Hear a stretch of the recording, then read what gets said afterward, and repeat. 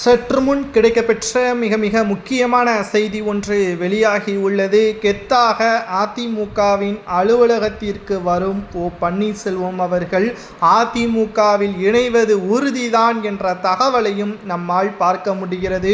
புதிய கட்சியை தொடங்கிவிட்டார். அதற்கான வேலைகள் மும்முரமாக நடைபெற்று கொண்டிருக்கக்கூடிய நிலையில் செங்கோட்டையன் அவர்கள் வெளியிட்டுள்ள அறிவிப்பின் காரணமாக தற்காலிகமாக OPS அவர்கள் புதிய கட்சியின் பணிகளை நிறுத்தி வைத்திருப்பதாகவும் செங்கோட்டையனுக்கு முழுமையான ஆதரவுகளை கொடுத்திருப்பதாகவும் தொலைபேசியில் 20 நிமிடங்கள் பேசியுள்ளதாகவும் தகவல்கள் கிடைக்கப்பெற்றுள்ளது.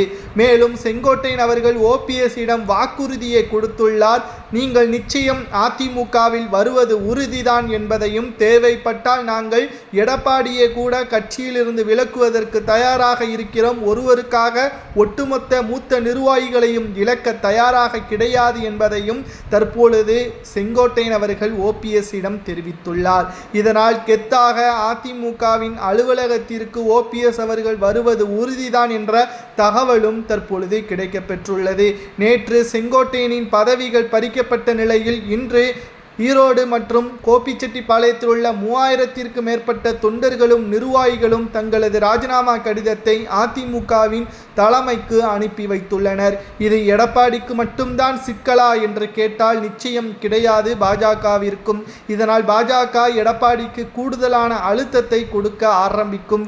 அதிமுகவை ஒன்றிணையுங்கள், இல்லை என்றால் தொண்டர்களது புரட்சி ஒட்டுமொத்தமாக அதிமுகவை சிதற வைக்கும் என்பதையும் தற்பொழுது பாஜக கூறும். இதனால் OPS அவர்கள், வைத்திலிங்கம், மனோஜ் பாண்டியன், சசிகலா, டிடிவி தினகரன் கூட அதிமுகவில் மீண்டும் இணைவதற்கு வாய்ப்புகள் அதிக அளவில் இருக்கிறது.